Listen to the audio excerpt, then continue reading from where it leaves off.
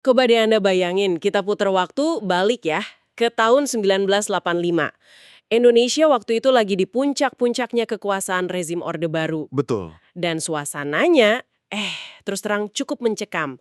Nah, di tengah situasi politik yang serba diatur itu, pemerintah ngeluarin satu kebijakan yang bikin gempar seluruh negeri. Iya, namanya Asas Tunggal Pancasila. Aturannya kedengaran simpel, tapi dampaknya luar biasa. Semua organisasi masyarakat, dari Sabang sampai Merauke, wajib mencantumkan Pancasila sebagai satu-satunya asas. Titik. Nggak ada yang lain. Nah, ini langsung jadi masalah besar. Betul, ini langsung bikin dilema yang berat banget kan, terutama buat ormas-ormas Islam kayak Muhammadiyah. Betul sekali. Ini bukan sekedar urusan ganti kata di anggaran dasar. Ini soal hidup dan mati organisasi. Pilihan yang mereka hadapi itu kayak buah si malakama. Gimana tuh? Kalau mereka menolak, risikonya jelas. Anda langsung dicap subversif, dicap anti pemerintah, anti Pancasila. Ujung-ujungnya ya dibubarkan paksa. Oke, tapi kalau menerima, artinya Anda harus rela kan menghapus asas Islam dari identitas resmi organisasi. Sesuatu yang udah jadi napas mereka sejak berdiri? Jadi ini pertaruhan antara eksistensi sama identitas ya. Persis. Dan situasinya waktu itu bener-bener nggak main-main kan? Maksud saya, ancaman dibubarkan itu bukan cuma gertakan aja. Sama sekali bukan. Penting banget buat Anda pahami konteksnya. Setahun sebelumnya, di tahun 1984, ada peristiwa Tanjung Priok. Ah ya, itu kan insiden berdarah. Nggak usah masuk ke siapa salah, siapa benar, tapi pesan yang ditangkap masyarakat waktu itu jelas banget. Pemerintah nggak akan segan-segan pakai cara paling keras buat menindak siapapun yang dianggap penentang. Jadi bayang-bayang peristiwa itu masih kerasa banget ya. Masih banget, ketakutannya itu nyata. Tokoh-tokoh Islam karismatik kayak M. Natsir, terus ulama senior dari NU KH Bisri Syamsuri, itu udah terang-terangan nolak. Mereka ngelihat ini bukan lagi soal administrasi, tapi udah masuk ke indoktrinasi yang otoriter. Jadi suasananya udah panas sekali ya. Di satu sisi ada tekanan negara yang kuat banget, di sisi lain ada prinsip yang nggak bisa ditawar. Muhammadiyah sendiri sebagai salah satu ormas terbesar, pasti tekanannya lebih kerasa lagi. Tentu, tekanan ini gede banget sampai-sampai ini ada di catatan kita. Muktamar Muhammadiyah yang harusnya digelar 83 itu harus diundur. Diundur. Iya, diundur 2 tahun. Baru bisa terlaksana tahun 1985. Coba Anda bayangin, Kongres Akbar Nasional dari organisasi sebesar itu ditunda cuma karena satu polemik ini. Wah, itu nunjukin kalau perdebatan internalnya dalam banget ya. Mereka benar-benar terbelah. Pasti. Kalau kita bedah lebih dalam nih, inti dilemanya tuh apa sih? Pasti bukan cuma sekedar kami nggak suka Pancasila kan, sejarahnya kan beda. Nah, ini dia yang bikin situasinya jadi, gimana ya, rumit sekaligus menarik. Dilema yang dihadapi pimpinan Muhammadiyah waktu itu, di bawah Kiai Haji A.R. Fahrudin, atau kita kenal Pak A.R. ya, itu, berlapis-lapis. Berlapis-lapis gimana tuh maksudnya? Lapisan pertama itu dilema antara identitas dan kebangsaan. Ironisnya, kayak yang Anda bilang tadi, tokoh-tokoh awal Muhammadiyah kayak Ki Bagus Hadikusuma itu justru ikut merumuskan Pancasila loh. Oh, iya juga ya. Mereka itu bagian dari arsitek bangsa ini. Jadi buat Muhammadiyah, menolak Pancasila itu sesuatu yang mustahil secara sejarah dan ideologi. Tapi di sisi lain, mengganti asas Islam dengan Pancasila itu rasanya kayak mengkhianati jati diri. Jadi mereka kayak kejebak di antara dua hal yang sama-sama mereka yakini kebenarannya, Pancasila buah pikir tokoh mereka. Tapi Islam itu fondasi mereka, sulit sekali posisinya. Persis. Terus ada lapisan dilema kedua yang lebih politis, kecurigaan sama niat kekuasaan sebenarnya. Pak A.R. ini menurut banyak catatan, pemimpin yang sangat peka. Oke. Beliau ngelihat kebijakan asas tunggal ini bukan murni soal ideologi. Beliau curiga ada udang di balik batu. Ini bisa jadi cuma alat pemerintah buat ngontrol ormas, biar nggak ada suara kritis. Mirip seperti perlakuan ke media saat itu ya? Tepat. Waktu itu kan media massa udah dikontrol ketat banget. Berita yang nggak sejalan, izin terbitnya bisa dicabut. Pak A.R. khawatir nasib yang sama nimpa ormas. Siapapun yang dianggap nggak sejalan, gampang banget dicap anti-Pancasila terus dibubarkan. Oke, jadi kita punya situasi yang pelik, tekanan dari semua sisi, dan sebuah organisasi besar di ambang perpecahan. Biasanya kan di situasi begini muncul pemimpin yang garang gitu ya, orator ulung. Tapi tokoh sentral kita ini justru beda banget. Coba kita dalami sosok Pak A.R. Fakhrudin ini. Nah, ini bagian yang paling menarik. Sumber-sumber kita itu ngelukisin Pak AR sebagai sosok yang unik banget. Beliau itu jauh dari kesan politisi atau pemimpin yang formal dan kaku. Oh ya? Dikenal sangat sederhana, apa adanya, bahkan kesannya lugu. Ada banyak banget anekdot soal kesederhanaan beliau yang melegenda. Contohnya kayak apa tuh? Salah satu yang paling terkenal nih, sebagai Ketua Umum Pimpinan Pusat Muhammadiyah, jabatan yang sangat terhormat loh, beliau itu nggak gengsi sama sekali jualan bensin acaran di depan rumahnya di Yogyakarta. Tunggu sebentar. Ini kita ngomongin ketua umum loh. Ketua umum ormas Islam terbesar di Indonesia kan? Tapi di depan rumahnya jualan bensin eceran. Betul. Wah, itu kayaknya susah banget ya dibayangin zaman sekarang. Iya kan? Dan bukan cuma itu, beliau juga terkenal selalu nolak amplop dari pejabat manapun yang datang. Bahkan ada cerita beliau pernah balikin sisa uang perjalanan dinas ke kas organisasi, sampai receh-recehnya. Luar biasa. Gaya bicaranya pun, menyejukkan, nggak meledak-ledak. Kalau Anda pernah dengar rekaman ceramahnya di RRI atau TVRI zaman dulu, bahasanya sederhana banget, gampang dipahami, penuh humor. Sejarawan Kunto Wijoyo bahkan sampai menjuluki Pak AR sebagai sufi tanpa tarekat. Maksudnya?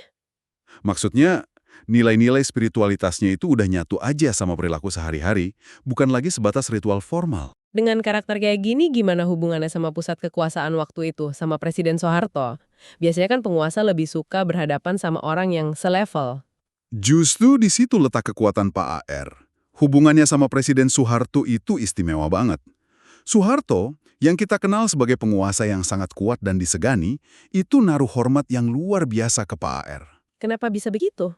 Karena Pak AR ini satu dari sedikit orang yang nggak bisa dibeli atau diikat sama istana. Beliau nolak semua pemberian, mau itu rumah, mobil, fasilitas apapun. Ini bikin posisi tawarnya jadi unik. Buya Syafi'i Ma'arif, penerus Pak AR, pernah bilang, Pak Harto tidak dapat marah kepada Pak A. Wow. Kesederhanaan dan integritasnya itu jadi semacam perisai yang nggak bisa ditembus. Seorang pemimpin yang kekuatannya justru datang dari kesederhanaannya ya. Nah, karakter inilah yang kemudian diuji di momen paling krusial, waktu beliau harus berhadapan langsung sama Soeharto soal asas tunggal ini. Tepat sekali. Momen itu terjadi menjelang Muktamar di Solo tahun 1985. PP Muhammadiyah menugaskan Pak AR untuk menghadap Presiden Soeharto. Agendanya ada dua. Pertama, ya basa-basi, ngundang Presiden buat buka acara Muktamar. Kedua, yang paling penting ya, menjajaki sikap istana soal asas tunggal. Disinilah dialog kuncinya terjadi ya. Betul, setelah ngobrol ringan, Pak Har langsung ke intinya. Beliau bilang, saya bersedia hadir asal Muhammadiyah menerima Pancasila sebagai azas organisasi. Sebuah syarat yang berat banget langsung di depan mata. Itu ultimatum sih, bukan permintaan lagi. Terus gimana Pak AR meresponnya? Nah, similah kecerdasan Pak AR bermain. Beliau nggak panik, nggak juga langsung nolak mentah-mentah. Dengan sangat tenang, beliau jawab, saya tidak bisa memutuskan Bapak Presiden karena hal itu merupakan masalah prinsip, keputusannya ada di forum Muktamar nanti. Cerdas. Dia mengembalikan wewenang ke forum tertinggi ya? Betul. Tapi Soeharto terus mendesak. Beliau ngasih uraian panjang lebar yang intinya, ya negara ini kan berdasarkan Pancasila, jadi semua organisasi di dalamnya juga harus berasaskan Pancasila. Logika kekuasaan kan? Di tengah desakan itulah Pak AR melontarkan sebuah pertanyaan yang kemudian jadi legendaris. Pertanyaan yang kelihatannya sederhana tapi sebenarnya manuver diplomasi tingkat tinggi. Betul sekali. Di momen genting itulah lahir apa yang disebut diplomasi helm. Sadar kalau debat frontal nggak akan ada gunanya, Pak AR beralih pakai bahasa simbolik. Oke, Dengan bahasa Jawa yang paling halus, kromo inggil, yang nunjukin rasa hormat tertinggi, Pak AR bertanya. apa yang beliau tanyakan? Beliau bertanya, Nyuwun sewu, Bapak Presiden, punapa tiang nampi Pancasila meniko kados tiang ngagem helm? Yang artinya, Artinya, mohon maaf Bapak Presiden, apakah orang menerima Pancasila itu seperti orang memakai helm? Sebuah pertanyaan yang hampir kedengaran kayak lelucon ya di tengah obrolan yang tegang. Tapi pilihan bahasanya itu strategis banget. kenapa strategis? Menggunakan bahasa sehalus itu, bikin lawan bicara, dalam hal ini Soeharto yang sangat paham budaya Jawa, nggak mungkin merespons dengan marah atau kasar. Itu maksa percakapan beralih dari level politik kekuasaan ke level budaya. Sebuah langkah yang brilian. Lalu, apa jawaban Soeharto? Soeharto, yang mungkin juga ngelihat ini sebagai jalan keluar yang elegan, ya, jawab singkat, "Inggih, kinten-kinten mekaten." Artinya, Iya, kira-kira begitu. Jawaban singkat itu adalah kemenangan besar. Pak AR udah dapat kunci yang dia butuhkan. Analogi helm ini ngasih ruang interpretasi yang luas banget. Soeharto merasa tujuannya tercapai, Pancasila diterima, sementara Pak AR dapat celah buat menafsirkan penerimaan itu dengan cara yang gak mengorbankan prinsip dasar organisasinya. Oke, jadi Pak AR sudah berhasil mengantongi persetujuan dari istana dengan analogi cerdasnya. Sekarang, tantangan berikutnya adalah menjual ide ini di arena yang sebenarnya. Muktamar ke-41 di Solo. Suasananya katanya udah kayak di dalam Panci Presto ya. betul, ribuan peserta dari seluruh Indonesia udah mumpul, banyak di antara mereka, apalagi dari kalangan angkatan muda, datang dengan semangat yang membara, siap untuk nolak asas tunggal secara terbuka. Siap konfrontasi ya? Betul, apapun risikonya. Nah, di tengah suasana yang sangat tegang dan emosional itu, Pak AR yang sudah sepuh dengan pembawaannya yang tenang, naik ke atas mimbar. Semua mata tertuju ke beliau. Salah ngomong sedikit aja, muktamar bisa ricuh. Lalu apa yang beliau katakan? Beliau pasti pakai lagi senjata rahasianya itu. Tentu saja, di atas mimbar, di hadapan ribuan pasang mata yang menatapnya penuh harap dan cemas, Pak AR kembali pakai analogi saktinya, analogi helm. Tapi kali ini dengan penjelasan yang lebih utuh. Gimana penjelasannya? Beliau bilang kurang lebih begini, "Bapak-bapak sekalian, kemarin saya bertemu Presiden. Beliau bertanya apakah kita mau menerima Pancasila. Lalu saya tanya balik, apakah menerima Pancasila itu seperti memakai helm? Dan beliau jawab, iya." Oke, Jadi begini, kalau kita naik motor, Pak Polisi di jalan itu mewajibkan kita pakai helm. Kenapa? Supaya kepala kita aman kalau jatuh, supaya kita nggak ditilang, dan supaya selamat sampai tujuan. logika yang sangat masuk akal. Beliau lanjut, kita pakai helm itu karena aturan negara. Tapi saya mau tanya, apakah helm itu menggantikan kepala kita? Tentu tidak. Kepala kita tetap ada di dalam helm, dan isi kepala kita, pikiran kita, keyakinan kita, tetap Islam. Helm itu cuma aturan luar, cuma cangkang pelindung agar kita bisa terus berjalan sebagai warga negara. Wow, itu luar biasa sih. Logikanya sederhana banget tapi nusuk gitu ya langsung ke inti masalahnya. Terus gimana reaksi peserta muktamar gimana? Dampaknya seketiga. Sumber-sumber kita mencatat, suasana yang tadinya tegang dan penuh emosi itu langsung mencair. Peserta yang tadinya udah siap perang ideologi mendadak jadi adem. Mereka tertawa, mereka tepuk tangan. Mereka bisa terima ya, bisa terima logika sederhana tapi sangat mendalam itu. Hasilnya, muktamar secara aklamasi memutuskan untuk menerima Pancasila, tapi dengan rumusan yang cerdas banget. Di anggaran dasar, Muhammadiyah menerima Pancasila sebagai asas dalam kehidupan berbangsa dan bernegara. Tapi untuk menjaga identitas intinya, mereka nambahin frasa kunci. Muhammadiyah adalah organisasi yang berakidah Islam. Jadi Pancasila diterima sebagai helm untuk urusan negara, tapi kepalanya, yaitu akidah Islam ditegaskan lagi sebagai inti dan sumber gerak organisasi. Sebuah jalan tengah yang jenius. Tepat. Dan penting kita garis bawahi, ini bukan kompromi karena takut. Ini adalah survival strategy, strategi bertahan hidup yang sangat visioner. Kalau kita lihat dari luar, mungkin ada yang nuduh Muhammadiyah lembek.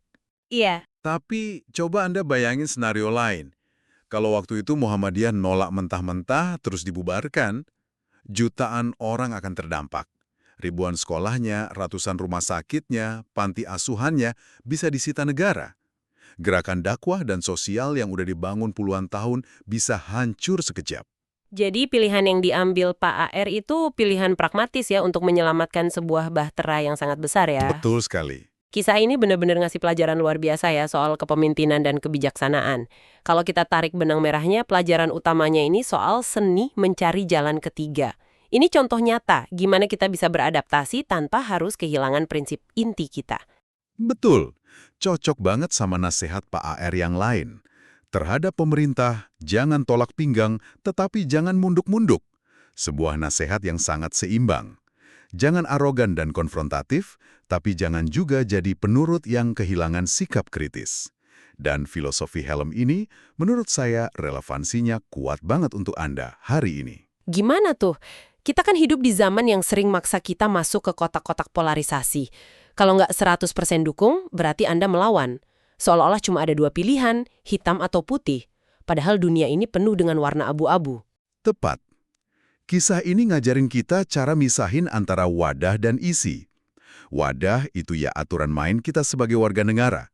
Sedangkan isi itu keyakinan, prinsip, dan identitas kita.